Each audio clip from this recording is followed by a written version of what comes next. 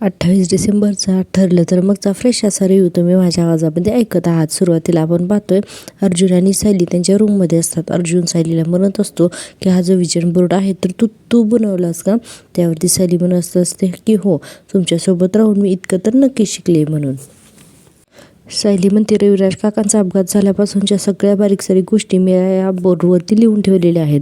आता अर्जुन म्हणतो की वा ग्रेट, मला सुद्धा या ॲक्सिडेंटबद्दल काही आठवलं तर मी सुद्धा इथेच नोट करत जाईन, पण आय थिंक तू इथे बऱ्याच गोष्टी लिहून ठेवलेल्या आहेस असं अर्जुन म्हणतो. आणि आता तिथे सायलीने सगळं लिहिलं असतं, तो अर्जुन वाचत असतो की 22 वर्षापूर्वी झालेला अपघात, पर्सनल लेवलवर ते बरीच वर्ष तपास करणारा इन्स्पेक्टर, अपघात करणारा महिपत, बाबू आणि तिने लिहिलेलं असतं की महिपतसोबत तन्वी, नागराज काका आणि पुढे लिहिलेलं असते की 22 वर्षांपूर्वी प्रतिमा त्या गायब झाली म्हणून, त्यानंतर ती परत भेटली म्हणून आणि तन्वीचा DNA प्रतिमात्याशी मॅच झाला. हे सगळे पॉईंट जे आहेत तर ते सायलीने लिहिलेले असतात आणि अर्जुन वाचत असतो. पुढे अर्जुन वाचतो की प्रतिमात्याची फेक डेड बॉडी असं वाचतो आणि अर्जुन शांतच राहतो आणि मग एक मिनिट, प्रतिमात्याची फेक बॉडी एक्झॅक्टली हा पॉईंट तर मी विसरूनच गेलो होतो. आणि अर्जुन आणि सायलीने यावेळेस करेक्ट असा पॉईंट तिथे आणून ठेवलेला असतो. आता सायली म्हणते मला आठवतोय जेव्हा तो मृतदेह सापडला होता तेव्हा रविराज काका हे मान्य करायला तयारच नव्हते की तो प्रतिमात्याचा आहे म्हणून, पण जेव्हा DNA टेस्ट मान्य झाली ना, मॅच झाली ना, त्यावेळेस त्यांचा नाईलाज होता हो, असं सायली सांगत असते. आता अर्जुनच्या डोक्यात लागलात ना चक्र फिरायला. ते म्हणतात की पण ती डेड बॉडी प्रतिमात्याची नव्हतंच असं अर्जुन म्हणतो आणि पुढे विचार करतो की जर ती डेड बॉडी प्रतिमात्याची नव्हती तर मग तन्वीचा DNA त्या फेक डेड बॉडीशी मॅच झालाच कसा म्हणून. आता अर्जुनचा हा पॉईंट अगदी योग्य असतो. आता पाहूया पुढचा सीन. पाहतोय की नागराज आलेला असतोय महिपतला भेटायला आणि नागराज येत असताना आजूबाजूला पाहत येत असतो की कुणी त्याला बघत तर नाही ना म्हणून, आणि इतक्यातच एक माणूस त्याचा पाठलाग करत असतो आणि तो जो माणूस आहे तर तो पाहतो की एक्झॅक्टली नागराज कुठं जातोय तो, आणि त्यानंतर तो माणूस लगेचच एक फोन करतो आणि सांगतो की हॅलो म्हणतो आणि म्हणतो की काम झालंय बरं का. आणि हा फोन त्यानं दुसरं तिसरं कोणाला नाही तर प्रियाला केलेलं असतं. ती म्हणते गुड, नागराज कुठं जातोय ते बघून ठेवलंयस ना? तर तो माणूस म्हणतो हो, मी तुम्हाला लोकेशन पाठवतो. प्रिया म्हणते हो लवकर पाठव आणि तुझ्या कामाचे पैसे तुला लवकरच मिळतील असं म्हणून फोन ठेवते. आणि प्रिया म्हणते की नागोबा आता तूही नाही लपू शकणार आणि महिपतला तू लपूही नाही शकणार असं प्रिया म्हणते. प्रिया अतिशय हुशार दाखवली बाबा.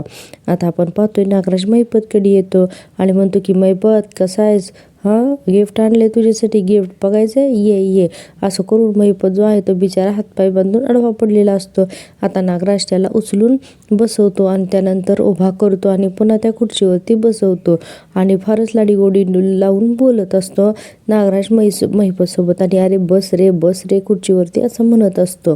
आणि आता नागराज पुढे म्हणतो की ओळख बरं मी तुझ्यासाठी काय गिफ्ट आणलं असेल म्हणून, आणि पुढे म्हणते की अरे हो विसरलोच मी, माझा मित्र माझ्यावरती रुसलाय, माझ्याशी बोलणारच नाही आहे म्हणून, कारण महिपत नागराजकडे बघतही नसतो आणि बोलतही नसतो.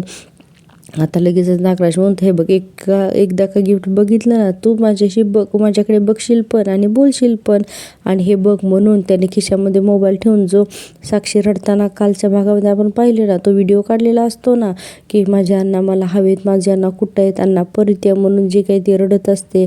नागराज म्हणत असतो तुझे नागराज अंकल आहेत ना, रडू नकोस. हा सगळा व्हिडिओ तो महिपतला दाखवतो आणि म्हणतो की बिचारी साक्षी किती पॅनिक झाली ना, मला तर ना बघवतच नाही आहे रे, नाही मला तर माझ्या मुलीसारखी आहे रे ती, पण तू गायब झालास ना महिपत, त्याच्यानंतर तिची हाल झालीत रे महिपत. आता हे सगळं बघून महिपत एकदम घाबरतो ना आणि म्हणतो की नागराज मी या जंगलातून बाहेर पडल्यापासून माझ्या लेकीला बघितलं सुद्धा नाही हो, मला असं वाटलं होतं की माझ्या फोनकडं लक्ष असेल, तिच्यापर्यंत कुणीतरी पोचलं असेल, माझ्या लेकीला मी इतके दिवस बघितलं सुद्धा नाही आणि त्याचा तू असा फायदा घेणार असा महिपत म्हणतो. आता नागराज म्हणतो मी कुठं महिपत फायदा घेतोय, पण दुसरं कुणीतरी फायदा घेऊ शकतं ना. उद्या जर अशी बातमी आली की साक्षी महिपत शिकरे उर्फ समीरा शेखर जिवंत आहे आणि पुन्हा तिला जर तुरुंगात जावं लागलं तर चालणार आहे का तुला? सांग बरं, चालणार आहे का? किंवा असं बघा दुसरीच अशी बातमी आली की समीरा शेखर हिचा राहत्या घरी गूढ मृत्यू, कुजलेला मृतदेह 6 दिवसानंतर मिळाला. सहन होणार आहे का तुला बातमी? होणार आहे असं म्हणल्यानंतर लगेचच महिपत त्याचे दोन्ही हातपाय सोडवण्याचा प्रयत्न करतो आणि महिपत तडफडायला लागतो. नागराज म्हणतो, हे बघ हे असा तडफडतोस तू, तुला हे सहन होणार आहेस का? नाही ना. हे बघ महिपत, पुन्हा साक्षीला जेलमध्ये जावं लागणारच ना. आणि अरे मी तुला काय सांगतोय की तू आता पॅनिक जरी झाला असशील ना तरी हे एक लक्षात ठेव की तुझी साक्षी जिवंत आहे. आता महिपत म्हणतो, तुला काय पाहिजे ते बोल, काय पाहिजे ते बोल, पण माझ्या लेकीला हात नाही लावायचा. बोल, तुला हवं ते मी तुला देतो. आता नागराज म्हणतो, आत्ता कसा आला का नाही तू वटणीवर? हा. महिपत म्हणतो, हा आलोय वटणीवर आलोय, चल बोल, तुला काय हवंय ते चल बोल, असा महिपत म्हणत असतो. आता नागराज म्हणतो, महिपत तुझं तोंड बंद करायचं. महिपत म्हणतो, ठेवतो. नागराज म्हणतो, गेली 20-22 वर्ष जसं आपण सिक्रेट दाबून ठेवलंय तसं बंद करायचं. महिपत म्हणतो, बरं बंद करतो. आता नागराज म्हणतो, दादाला नाही, अर्जुनला नाही की पोलिसांना नाही, आपलं सिक्रेट कोणाला नाही कळू द्यायचं. महिपत म्हणतो, चालतंय. नागराज म्हणतो, कोणालाही नाही सांगायचं की तो ॲक्सिडेंट मी घडून आणला होता. महिपत म्हणतो, नाही सांगणार. आता नागराज म्हणतो, तुझ्या पोरीचा जर मी ॲक्सिडेंट घडून आणला किंवा तिनं आत्महत्या केली तर, असा नागराज म्हणत असतो आणि महिपतला तो घाबरवत असतो. तर महिपत म्हणतो, तर तुझं हाडसुद्धा सापडणार नाही. तर नागराज म्हणतो, अरे पण त्याने साक्षी परत येणार आहे का महिपत? आणि पुढे म्हणतो की हे बघ, तू जोपर्यंत तुझं तोंड बंद ठेवशील ना तोपर्यंत साक्षीचा नागराज अंकल म्हणून मी तिची खूप काळजी घेईन, हा माझा शब्द आहे. पण महिपत एक गोष्ट लक्षात ठेव, जर का तू तुझं तोंड उघडलंस ना तर मात्र मग असा साक्षीचा फ्युनरल व्हिडिओ तुला बघायला मिळेल, असं आता नागराज धमकी देत असतो महिपतला. आता महिपत बिचारा, त्याच्याकडे काही दुसरा पर्यायच नसतोय. आता नागराज एवढं सगळं बोलून तिथून निघून जातो. आता महिपत स्वतःशीच बोलतो की तुला काही होऊ देणार नाही मी साक्षी, तुझ्या बापाला फक्त एकदा इथून सुटू दे.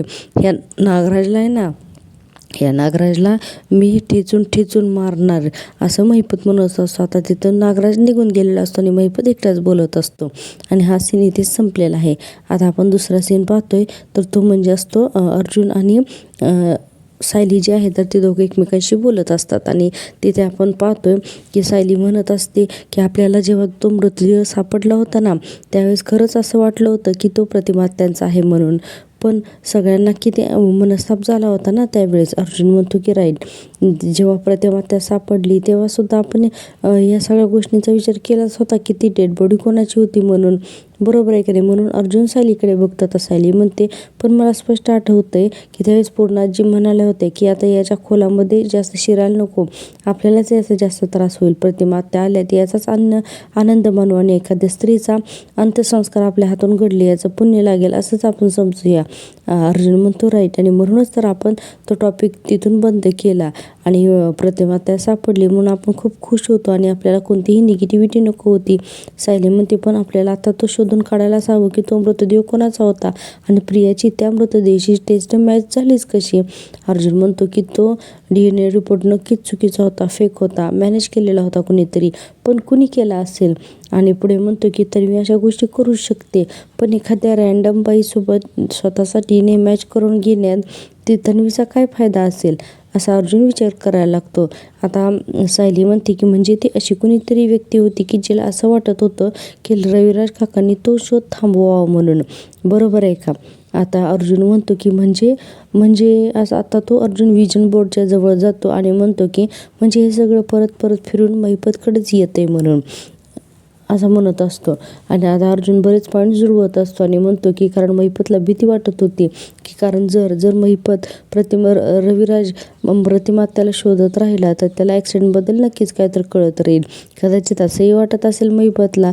आता सायली म्हणते, आणि जी गोष्ट आपल्याला आत्ता कळते ती रविराज काकांना तेव्हाच कळाली असती आणि महिपतला त्यावेळेस हेच तर नेमकं नको होतं, असं म्हणून सायली पण त्या फ्युजन बोर्डकडे बघत असते. आता अर्जुन म्हणतो, आणि महिपतला सुपारी देणाऱ्या त्या मिस्ट्रीमॅनला सुद्धा हीच भीती वाटत असणार आणि म्हणूनच तर त्याने आपल्यासमोर प्रतिमा त्याची फेक डेड बॉडी उभी केली म्हणून. आता एक लिंक जुळवत आणायला लागलेत अर्जुन सायली. आता पुढे सायली म्हणते की सुमन काकूंना असं वाटतं की नागराज काकांना अर्जुन म्हणतो नागराज काकाने अजून काय काय लपवून ठेवले काय माहिती, पण त्या सगळ्याचा राग तो सुमन काकूवरती काढतो हे मात्र नक्की. आता सायली म्हणते आपण ते सुपारी देणाऱ्या माणसाला सुद्धा शोधून काढायलाच हवं. मला वाटतं की या मर्डर प्रकरणात ना त्याचा महत्त्वाचा हात असणारच आहे, सुपारी प्रकरणात सुद्धा. आता पुढे अर्जुन म्हणतो की रविराज काकांनी हे सगळं घडलं त्यावेळेस आय डोंट नो की सगळे पेपर्स वाचले असतील म्हणून. तर आपल्याला आता ते पेपर्स वाचायलाच हवेत. म्हणजे जेव्हा ती डेड बॉडी आणली होती, DNA मॅच झाला होता, त्या पेपर्सबद्दल बोलतात अर्जुन सायली. आता अर्जुन म्हणतो सिनियरला त्या हॉस्पिटलमधून फेक डेड बॉडी मिळाली, म्हणजेच या सगळ्यामध्ये ते हॉस्पिटलमधलं कुणीतरी इन्व्हॉल्व आहेच. सो आपल्याला ते हॉस्पिटलमध्ये जाऊन त्यावेळचे सगळे डिटेल्स हे काढावेच लागतील. आता सायली म्हणते मला वाटते उद्याच आपण रविराज काकांकडे जायला हवं आणि या सगळ्यांमध्ये आपल्याला रविराज काकांची मदत घ्यायलाच हवी आहे. अर्जुन म्हणतो आणि आता आपल्याला हे सगळे पॉईंट्स परत नव्याने चेक करायलाच हवेत म्हणून. आणि म्हणतो की या सगळ्यांचा मास्टर माइंड हा जो मिस्ट्री मॅन आहे ना त्याच्यापर्यंत आपल्याला पोचवेल आणि आपल्याला हे सगळं करायलाच हवं आहे म्हणून. आणि इथेच हा सीन संपतो. आता सकाळ झालेली आहे आणि आता सुविधारांच्या घरामध्ये नाश्ता चालू आहे. डायनिंग टेबलवरती सचिन आणि आता हे सगळेजण डायनिंग टेबलवरती असतात. सचिन सांगत असतो मी लहान मुलांचे कपडे घ्यायला गेलो होतो, तिथे मला विचारलं की मुलगा आहे की मुलगी. तर सचिन म्हणतो की मी म्हणालो काय फरक पडतो, सगळ्या बाळांचे कपडे तर सारखेच असतात ना. तर अस्मिता म्हणते अरे तसं नसतं, मुलगा असेल तर ब्ल्यू कलर आणि मुलगी असेल तर पिंक असं असतं. तर सचिन म्हणतो हो तो दुकानदार सुद्धा हेच म्हणत होतं, मग मी दोन्ही रंगांचे कपडे घेऊन बाहेर पडलो. आता अस्मिता तर डोक्यालाच हात लावते आणि सगळेजण हसायला लागतात की अरे बापरे हे असं कसं म्हणून. आता सायली म्हणते अस्मिता ताई मी तुमच्या बाळासाठी स्वेटर विणायला घेतला आहे ना त्यामध्ये हे दोन्ही रंग आहेत हां. तर अस्मिता म्हणत असते की अरे वा म्हणून. आणि कल्पनाताई म्हणते तुम्हाला मुलगा झाला काय आणि मुलगी झाली काय, पण तुमचं बाळ खूप लाडवलं जाणार आहे एवढं मात्र नक्की हां. आता अर्जुन वरती येतो, वरून खाली येतो आणि पायऱ्यांजवळच उभा राहतो आणि सचिनकडे पाहत असतो. आता सायली इतक्यातच म्हणते की अहो म्हणून आणि पुढे म्हणते की अहो असे तिथे का थांबलात, या ना इकडे बसा ना. तर अर्जुन म्हणतो हो येतो हां म्हणून. आता अर्जुन येतो आणि बसतो डायनिंग टेबलवरती. आता तिथं बसल्यानंतर लगेचच कल्पनाताई म्हणतात नाही आणि लगेचच सचिन म्हणतो की अस्मी पाणी घे ना. उगीच अर्जुनच्या समोर सचिन अस्मिताची काळजी असल्यासारखं दाखवत असतो. आता हे सगळं अर्जुनच्या लक्षात येत आहे हं. आता लगेचच कल्पनाताई म्हणतात बरं अस्मिता नाश्ता झालं की लगेचच तयार हो गायनाकडे चेकअपला जायचे आपल्या लक्षात आहे ना तुझ्या. तर लगेच अस्मिता म्हणते हो आहे लक्षात, पण थोड्या वेळाने निघूयात ना म्हणून. आता लगेच सचिन म्हणतो की मम्मा तुम्ही थांबा ना, आज मी जातो गायनीकडे अस्मीकडे गायनाईकडे अस्मीला घेऊन. आता अर्जुन म्हणतो तो कशाला जातोयस, मम्मा जाते ना असं अर्जुन फटकन म्हणतो. आता सगळेजण अर्जुनकडेच बघायला लागतात आणि अर्जुन लगेचच म्हणतो की नाही म्हणजे नेहमी मम्मा जाते ना अस्मिताईसोबत, नेहमी मामा जाते अस्मिताईसोबत, तर सो तिला सगळं माहिती असेल ना म्हणून म्हटलं. तर आता कल्पनाताई म्हणतात अरे पण सचिन आहे ना आता, मग त्याला जाऊ देत ना तिच्यासोबत आणि गायनाकशी बाबांनी सुद्धा बोलणं खूप महत्त्वाचं असतं म्हणून असं कल्पनाताई म्हणत असतात. आता सचिन म्हणतो की करेक्ट मम्मा, सो मी एकदम बरोबर बोलत आणि मी फक्त आजच नाही तर इथून पुढचे प्रत्येक चेकअपला मी ना तुझ्यासोबत असणार आहे हां असं म्हणत असतो. आता अस्मिता बिचारी खुश होत असते, तिला नवऱ्याचं खरं रूप माहितीच नसतं. आता अर्जुन म्हणतो सचिन जरा बाहेर येतोस का, मला ना तुझ्याशी बोलायचं आहे जरा. आता लगेच कल्पनाताई म्हणतात एवढं काय प्रायव्हेट बोलायचं, इथेच बोल ना. अर्जुन म्हणतो ते काय ना मामा याचं जे ऑफिस आहे ना फ्लोरिडामध्ये, तर याच्याजवळच ना माझा एक मित्र राहतो, त्याचं एक काहीतरी काम आहे म्हणून मला त्याच्याविषयी बोलायचं होतं आणि उगाच जरा बोर व्हाल ना म्हणून म्हटलं की आम्ही दोघं जण बाहेर जातो आणि बोलतो म्हणून. आता असं म्हणल्यानंतर ठीक आहे म्हणलं जातं आणि सचिन आणि अर्जुन हे दोघं जण सुद्धा बाहेर जातात. आता हे बाहेर जात असतात पण हे सगळं ना सायलीला जरा काहीतरी ऑडच वाटत असतं. सायलीचं संपूर्ण लक्ष असतं अर्जुनवरती की आता हे बाहेर जण जातं, म्हणजे सायलीला थोडाफार संशय आलेला आहे की अर्जुन सायलीपासून काहीतरी लपवतोय म्हणून. प्रेक्षकांना मी दिलेला रिव्ह्यू जर का तुम्हाला आवडत असेल ना तर प्लीज चॅनलला एक लाईक आणि सबस्क्राईब करा. आत्तासुद्धा ना 90 ते 95% आपले प्रेक्षक असे आहेत तर जे व्हिडिओ तर बघतात पण चॅनलला सबस्क्राईब करत नाहीत. तर असं करू नका, चॅनल मॉनिटाईज होण्यासाठी मला तुमच्या सपोर्टची खूप गरज आहे. प्लीज चॅनलला सबस्क्राईब करा. आता आपण पाहतोय की अर्जुन आणि सचिन बाहेर येतात. आता अर्जुन म्हणतो हे काय नाटकं झाली आहे तुझी. आता सचिन म्हणतो कसली नाटकं. तर अर्जुन म्हणतो अस्मिताची काळजी काय घेतोय, तिला काय नाहीकडे काय घेऊन चाललायच, हे काय चाललंय. आता सचिन म्हणतो अर्जुन ही सगळी नाटकं नाही आहेत, हे बघ मी चुकलं हे मला कळते, हे माझ्या लक्षात आलंय, पण मी माझ्या चुकांना रिपीट नाही करत आहे. अर्जुन म्हणतो की ही चूक पुन्हा करू नकोस, माझं लक्ष आहे तुझ्यावरती. आता सचिन हे ऐकल्यानंतर म्हणतो की नाही, मी पुन्हा अशी तू माझ्यावर कितीही लक्ष ठेवलंस तरी आता तुला माझ्या वागण्यामध्ये काहीच दोष आढळणार नाही, मी खरंच बदललोय असा सचिन म्हणत असतो. अर्जुन म्हणतो की बास कर हां, असं त्याला हात वगैरे करून म्हणतो आणि म्हणतो की मला तुझं ना काही ऐकायचं नाही आहे. मला ना आता तुझा इतका राग येतोय ना की असं वाटतं आत्ताच्या आत्ता जाऊन अस्मिताईला सगळं खरं सांगून टाकावं. सचिन म्हणतो प्लीज असं करू नकोस अर्जुन, मला तिला हर्ट करायचं नाही आहे रे. आणि पुढे म्हणतो की मी तुला किती वेळा सॉरी म्हणू, प्लीज तू असं करू नको. आणि सायली या दोघांकडेच बघत असते. अर्जुन म्हणत असतो नकोस म्हणू सॉरी, नकोस म्हणू, तुझं वागणं बदल. तर सचिन म्हणतो बदलतोय ना मी. अर्जुन अरे मी खूप मनापासून करतोय रे हे सगळं, मी आता तिची जास्त काळजी घेतोय. आणि पुढे म्हणतो की आत्तापासून तिच्या डिलिव्हरीपर्यंत मी सतत तिच्याबरोबर असणार आहे. अर्जुन म्हणतो आणि त्यानंतर. तर सचिन म्हणतो त्यानंतर सुद्धा असणार आहे ऑफकोर्स, मी बाळाला सोडून कुठेही जाणार नाही. अर्जुन मला मान्य आहे की मी भरकटलोय म्हणून, पण मी आता ठरवलंय की इथून पुढे मी फक्त माझी अस्मिता आणि माझं बाळा, आम्ही फक्त एवढ्यावरतीच लक्ष देणार आहे असं सचिन सांगतो.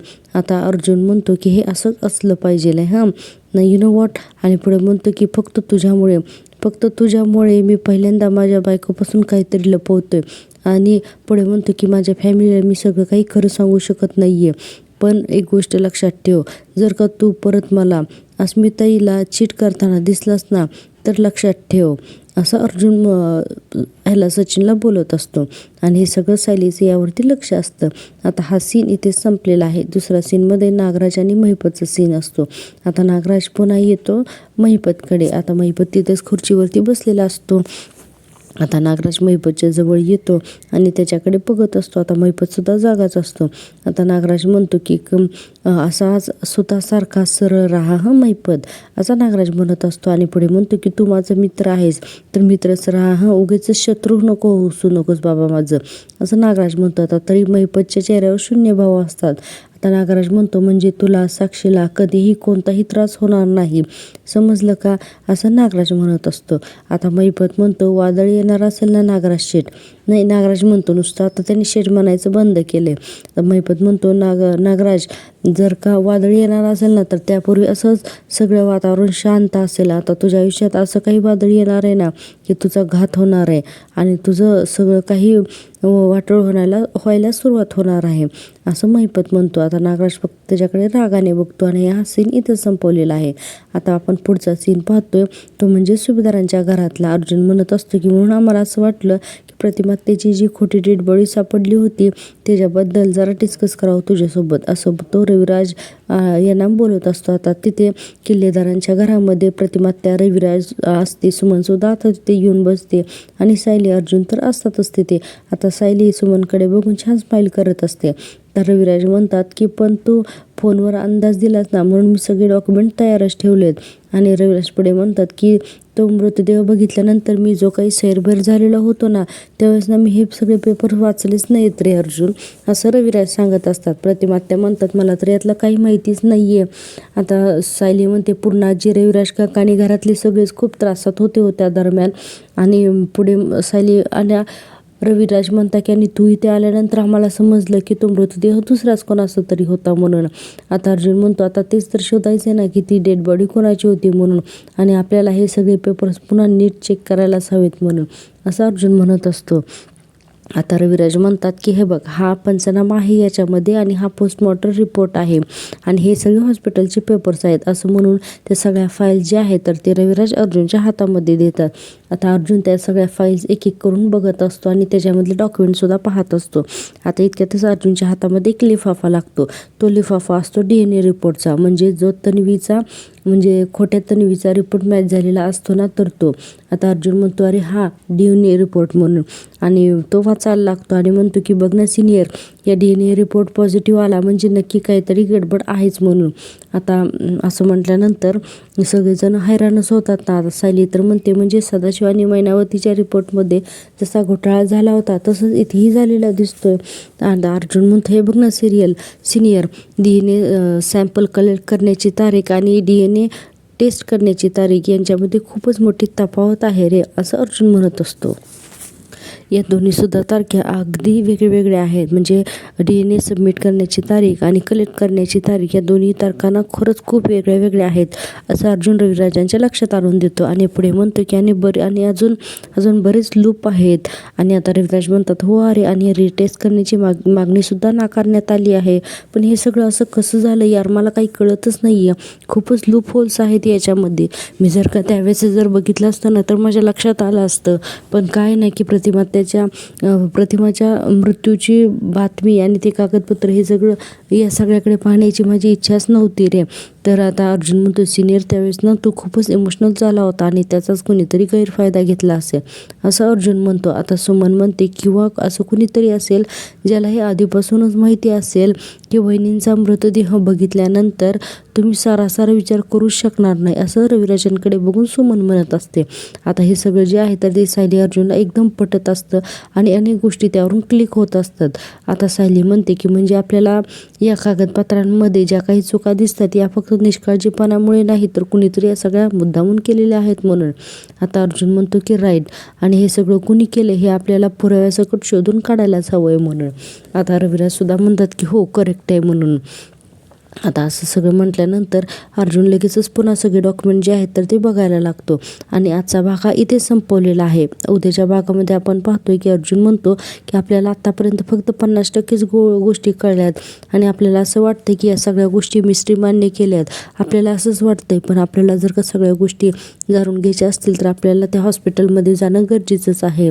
आता सुमन म्हणत असते ही कसला विचार करते, तर सायली म्हणते सुमन काकू मला जरा तुमची मदत हवी आहे. सुमन म्हणते बोल ना.